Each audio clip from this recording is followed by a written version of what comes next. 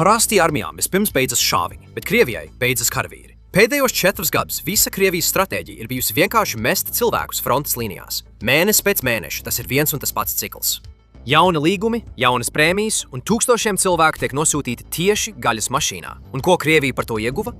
Pilnīgi neko. Tā knapi notur jau okupētās teritorijas, ieejot 2024. gadā. Deep statement, ka 2025. gadā Krievija ieguva un noturēja tikai 0,72% papildus Ukrainas teritorijas.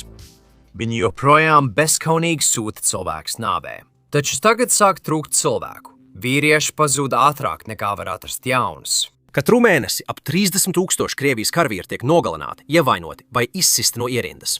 Lielbritānijas aizsardzības ministrija 2025. gada beigās lēsa, ka Krievijai ir vairāk nekā 1,2 miljoni kaujas upuru, kas ir lielākais skaits kopš Otrā pasaules kara. Pēc 4 zaudējumu gadiem Krievija joprojām kontrolē tikai 12% Ukrainas teritorijas. NATO ģenerālsekretārs Marks Rutte norāda, ka Krievija Ukrainā mēnesī zaudē 20–25 tūkstošus karavīru. Tas ir līdzvērtīgi Padomju Savienības 10 gadu zaudējumiem Afganistānā, bet Krievija tagad tos piedzīvo mēneša laikā. Pavisam nesen zaudējuma apmēri ir pieauguši līdz līmenim, kādu šis karš iepriekš nav pieredzējis. Volodymyrs Zelenskis ziņoja, ka tikai 2025. gada decembrī tika iznīcināti 35 000 Krievijas karavīru. Novembrī tie bija ap 30 000. Oktobrī ap 26 000. Šie skaitļi turpina pieaugt mēnesi pēc mēneša. Pēdējos 10 mēnešos Krievijas zaudējumi pieaug straujāk nekā jebkad kopš iebrukuma 2022. gadā. 2025. gada beigās Krievijas armijai tas bija nāvējošākais gads, publicēts par 40% vairāk militāro nekrologu nekā iepriekš. Runa nav tikai par nogalināto skaitu, bet arī par nāves apstākļiem. Militārie analītiķi uzsver nopietnas problēmas Krievijas zaudējumu statistikā.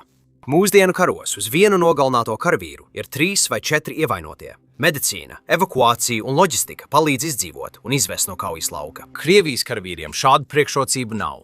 Kara izpētes institūta analizētie Krievijas iekšējie dokumenti rāda, ka 2025. gadā no janvāra līdz augustam Krievijas spēki reģistrēja ap 120 740 nogalināto vai pazudušo karavīru un ap 158 529 ievainoto. Tas nozīmē, ka uz katru nogalināto ir aptuveni 1,3 ievainotie, kas ir krietni mazāk nekā varētu sagaidīt mūsdienu karā. Tas notiek Ukrainas dronu kara dēļ, kas pārvērties par daudzslāņainu, gandrīz nepārtrauktu nāves zonu. Izlūkošanas droni, FPV droni, klejojošā munīcija un artilērija darbojas kā vienota sistēma. Meizi izlūkošanas droni pamana pat mazākās kustības – kājniekus, kravas automašīnas, evakuācijas transportu vai komandpunktus. Kad sākas kustība, informācija tiek nodota. FPV droni uzbrūk, kamēr artilērija un HIMARS sagatavo uguni ceļu aizsekšanai. Ja kājnieki tiek trāpīti, citi droni gaida evakuācijas komandas, kuras pēc tam arī apšauda. Tāpēc daudzi ievainotie Krievijas karavīri netiek izglābti. Tas izskaidro Ukrainas dronu ražošanas apjoma pieaugumu. 2022. gadā drons pārsvarā importēja, bet 2023. gadā vietējā ražošana sasniedza 100 000 vienību. Līdz 2024. gadam ražošana pārsniedz 2,2 miljonus dronu gadā, pārsniedzot daudz NATO valstu apjoms. Pagājušajā gadā skaits tuvojās 4 miljoniem, bet 2026. gadā Ukrainā prognozēja vairāk nekā 7 miljonus dronu gadā. Ja viens drons netrāpa vai tiek notriekts, apkārt ir citi. Tas pats mērķis tiek izsekots un trāpīts atkārtoti, līdz ienaidnieks neutralizēts. Pat izdzīvojušajiem Krievijas karavīriem kaujas lauka medicīna ir tikpat sagrauta kā militārā stratēģija. Nepietiekama apmācīti mediķi, trūkstoši krājumi un slikti evakuācijas plāni bieži padara izdzīvojams ievainojums letālus. Krievijas vienaldzība pret dzīvību vairs nav noslēpums. To esam redzējuši daudzkārt. Maskava apgalvo, ka tai pietiek vīru mērķu sasniegšanai, bet realitātē tas nav redzams. Putinam drīz vien nāksies veikt vēl vienu masveida mobilizāciju, kas varētu izraisīt pilsoņu karu. 2022. gada novembrī Putins izsludināja daļēji 300 000 rezervistu mobilizāciju, kas izraisīja nopietnu negatīvu reakciju. Vēl sliktāk, iesauktie ātri saprata, cik sapuvusi ir Krievijas armija. Gandrīz nekādas apmācības, ieroču trūka un vēl retāk bruņvestes. Vīri frontē ieradās, vēl mācoties ieroču lietošanu. Bija skaidrs, Krievija neiesauc pieredzējušus rezervistus, bet vāc vīriešus no ielas. Gandrīz uzreiz 100 000 iesaukšanas vecuma vīriešu aizbēg no Krievijas. Visā valstī sākās protesti. Un, neskatoties uz visu to, tikai 5 nedēļu laikā 300 000 vīrieši tika noformēti un nosūtīti uz kaujas uzdevumiem. Šis incidents Putinam parādīja, ka masveida civiliedzīvotāju iesaukšana armijā rada lielus politiskus riskus. Tāpēc, lai neatkārtot šo kļūdu, Kremls izvēlējās klusāku stratēģiju. Tā vietā, lai iesauktu masveidā, Maskava pastiprināja citus veidus, kā savākt cilvēkus. No 2023. līdz 2025. gadam galvenā metode bija vervēšana par rubļiem. Tie, kas pieteicās, nebija patriotiski brīvprātīgie, kas steidzās aizstāvēt dzimteni. Viņi bija nabadzīgi, parādos, bezdarbnieki vai izmisuši vīrieši, kam nauda nozīmēja izdzīvošanu. Līguma parakstīšanas brīdī viņiem solīja lielas prēmijas, tūlītēju naudu un labums ģimenēm, bet patiesībā tā bija nauda apmaiņā pret viņu dzīvībām. Sākumā nauda piesaistīja cilvēkus. No 2023. līdz pat 2025. gadam 10 Krievijas reģioni ieviesa lielas parakstīšanās prēmijas, papildus federāliem maksājumiem. Vietām prēmija pārsniedz gada algu, dažkārt vēl vairāk. 2025. gada sākumā Samaras reģions reklamēja rekordprēmiju – 4 miljonus rubļu. Tas ir ap $40,000, kas pārsniedz daudzu vietējo 5 gadu algu. Arī nabadzīgas provinces, kā Mariela, piedāvāja līdz 2,6 miljoniem rubļu par brīvprātīgo, bet līdz 2025. gada beigām Krievijai finanses samazinājās. Naftas ieņēmumi kritās, bet kara izdevumi auga, radot lielu spiedienu uz budžetu. Daži reģioni jau bija samazinājuši maksājumus, jo lielie izdevumi radīja slodzi budžetiem un nepiesaistīja pietiekami daudz brīvprātīgo. Volgas reģionā, tādās vietās kā Tatarstāna un Baškortastāna, divos reģionos ar vieniem no augstākajiem zaudējumu rādītājiem, viņi 2025. gada otrajā pusē ievērojami samazināja iesaukšanas prēmijas. Tatarstāna gada sākumā maksāja līdz pat 2,7 miljoniem rubļu par katru brīvprātīgo. Līdz rudenim šī summa tika samazināta līdz federālajam minimumam – 400 000 rubļu. Redziet, tikai 6 mēnešus pēc iebrukuma Krievija jau bija cietusi zaudējumus, ar kuriem acīm redzot nebija rēķinājusies. Rezultāti bija sliktāki nekā Kremls cerēja. Drīz sāk trūkt cilvēku, lai aizpildītu robus. 2022. gada septembrī Vladimirs Putins izsludināja daļēju mobilizāciju, taču tā nebija vienīgais kara avots. Krievija katru gadu 2 reizes iesauc obligātajā dienestā – pavasarī un rudenī. Oficiāli tas ir miera laika dienests. Vīriešus 18–27 gadu vecumā iesauc uz gadu, apmāca un nosūta pamatpienākumiem. Oficiāli viņiem nav jākarot ārvalstīs, tikai jāapsargā bāzes, jānodarbojas ar loģistiku vai jābūt uz robežām. Taču realitātē, kad karš ieilga un zaudējumi pieauga, iesaukšanas cikli kļuva par pastāvīgu konvejeru. Ik pēc 6 mēnešiem sistēmā ieradās jaunas vīriešu grupas, un daudz drīz tika nosūtīti uz pierobežu, pēc tam pakāpeniski virzīt uz fronti. Krievijā ir 3 cilvēku resursu kategorijas. Pirmā – iesaucamie. Uz papīra 2022. gada septembra mobilizācija uz viņiem neatiecās. Otrā kategorija – rezervisti, kuri ir bijušie iesaucamie vai līgumkaravīri pēc dienesta beigām. Šī ir grupa, ko Vladimirs Putins izziņoja daļējās mobilizācijas laikā. Trešā kategorija – līgumkaravīri, brīvprātīgie ar līgumiem, kurus var likumīgi sūtīt jebkur, arī uz Ukrainu. Faktiski tikai viena no šīm grupām nedrīkst sūtīt uz karadarbības zonām, bet tieši šo grupu Krievija masveidā iesauc katru gadu.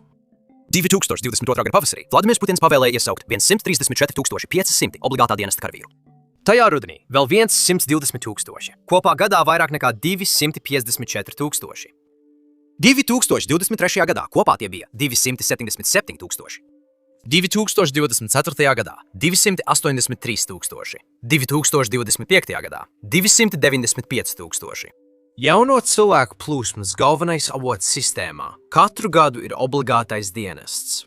Tas notiek pēc noteikta grafika 2 reizes gadā un neizraisa valsts mēroga pretestību, jo tas jau gadu desmitiem ir kļuvis par normu. Un, kad to redz šādi izklāstītu, kļūst skaidrs, kāpēc Kremls sāka meklēt robas likumos. Putins karu neizsludināja, to sauca par īpašo militāro operāciju. Šī frāze deva Kremlim pietiekamu juridisku manevrēšanas iespēju, pielāgot noteikumus, tos nepārakstot. Krievija sāka pārdefinēt, ko nozīmē Krievijas iekšiene. Maskava, nelikumīgi anektējot Doņetsku, Luhansku, Zaporīžju un Hersonu, paziņoja, ka tās tagad pieder Krievijai.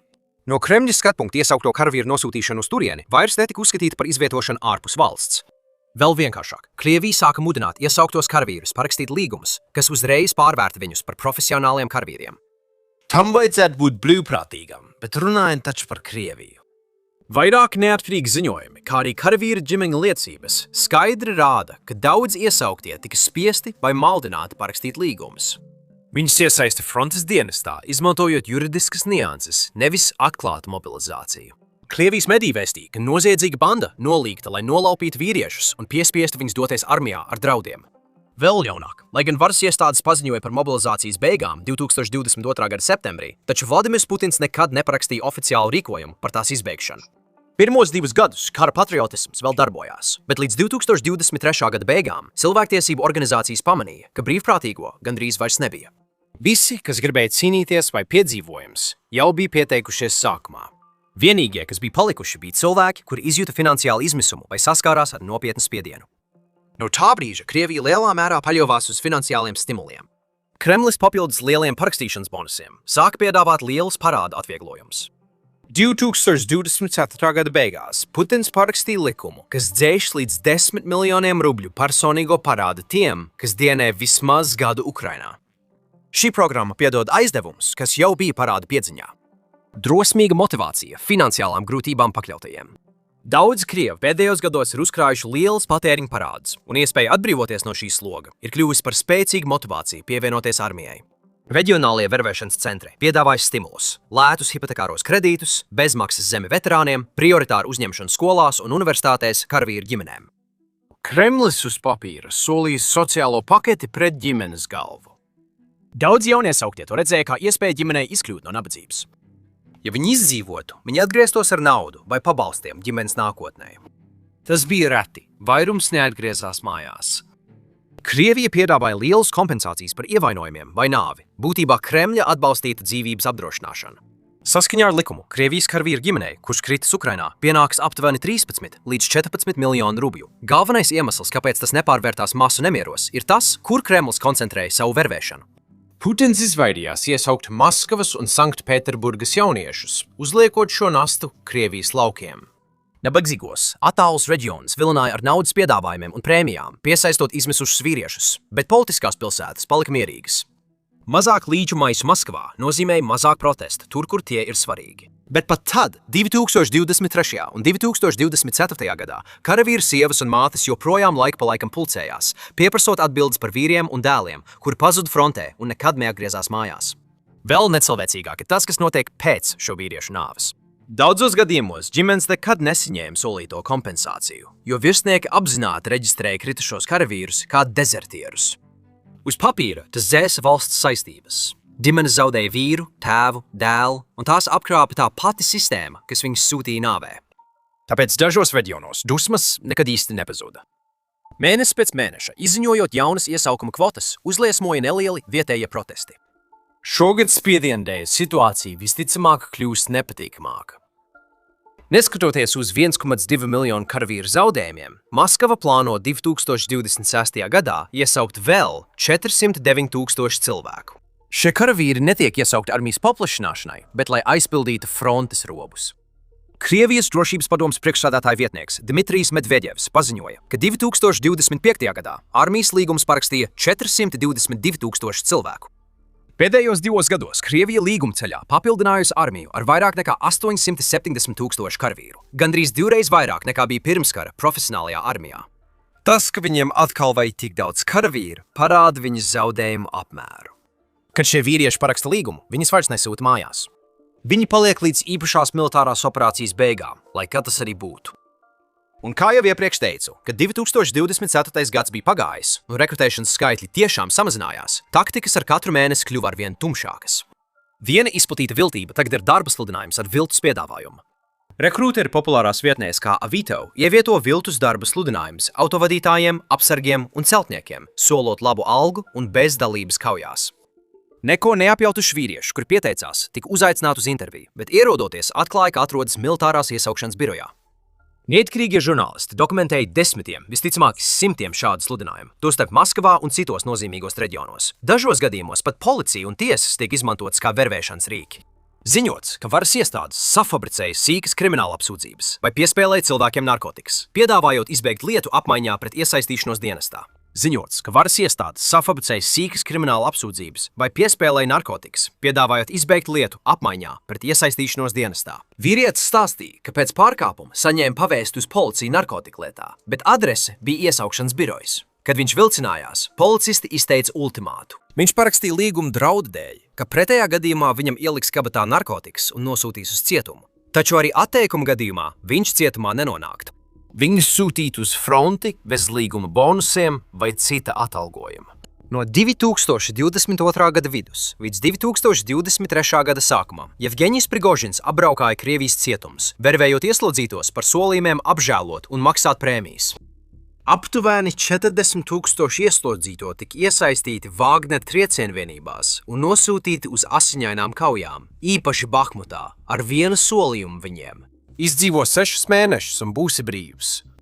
Pēc Prigožina konflikta ar Kremli 2023. gadā sistēmu oficiāli izbeidza, taču ieslodzītajiem tā turpinājās. To pārņēma aizsardzības ministrija. Un tic vai ne, ministrija izrādījās pat vēl sliktāk par Prigožinu. Tagad viņi vervē aizdomās turamos, kuri pat vēl nav stājušies tiesas priekšā. Pieņemt jauni likumi, kas ļauj arī krimināli sodītajiem vai izmeklējamajiem pieteikties apmaiņā pret apžēlošanu vai nosacītu sodu. Līdz 2023. gada beigām dokumentēti gadījumi, kad armijā uzņem cilvēkus ar HIV un hepatītu, lai gan agrāk viņi tika uzskatīti par nederīgiem dienestam.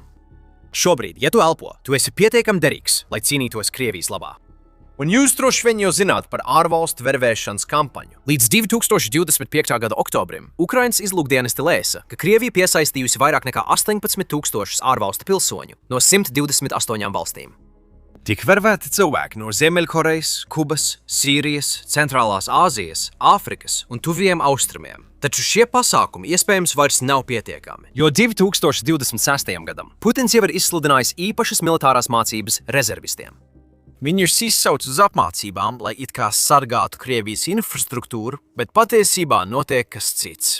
Rezervistus nodrošinot dežūrā mājās, Kremls atbrīvo regulāros karavīrus no infrastruktūras apsardzes, ļaujot tos nosūtīt tieši kaujā. Putins un Sergejs joprojām apgalvo, ka Krievijai pietiek dzīvā spēka un masveida mobilizācija nebūs vajadzīga. Uzmanība tiek pievērsta speciālistu, tehniķu, dronu operatoru un inženieru piesaistēju spēka modernizācijai. Krievija daudz iegulda dronos un radioelektroniskajā karā. Doma, ka Krievija pēkšņi kļūst par augsti tehnoloģisku profesionālu kaujas spēku Eiropas lielākā kara laikā kopš Otrā pasaules kara, ir absurda. Daudzi labākie speciālisti jau ir pametuši Krieviju. Daudzi no palikušajiem krituši kaujās. Dzīvajiem un kvalificētajiem trūkst motivācijas mainīt ērtu, labāk maksātu darbu pret ierukumiem un apšaudēm. Ja Kremlis šogad vēlas vervēt vēl 400,000 karavīru, tā iespējas jau gandrīz izsmeltas. Vieglāk pieejamie resursi izsmelti. Entuziasti un izmisušie ir lielākoties zuduši. Vervētājiem tagad jāmeklē dziļāk, jāizskasa pēdējās rezerves. Ja Ukrainas ugunsspēks saglabāsies vai pieaugs, Krieviju gaida vēl smagāka un pazemojošāka nākotne. Vervēšanas apjoma palielināšana varētu nozīmēt masveida mobilizāciju visā valstī, no kuras Vladimirs Putins 4 gadus izvairījies, un kas skartu arī pilsētu vidusšķiru. Tas nodrošinātu dzīvo spēku, bet radītu lielu politisko risku. Dusmīgas ģimenes, cilvēki, kas bēg no valsts, protesti. Vladimirs Putins to lieliski saprot. Tāpēc vispirms tiek izmēģinātas visas citas alternatīvas. Jebkuru sistēmu var stiept tikai līdz robežai, pirms tā saplīst.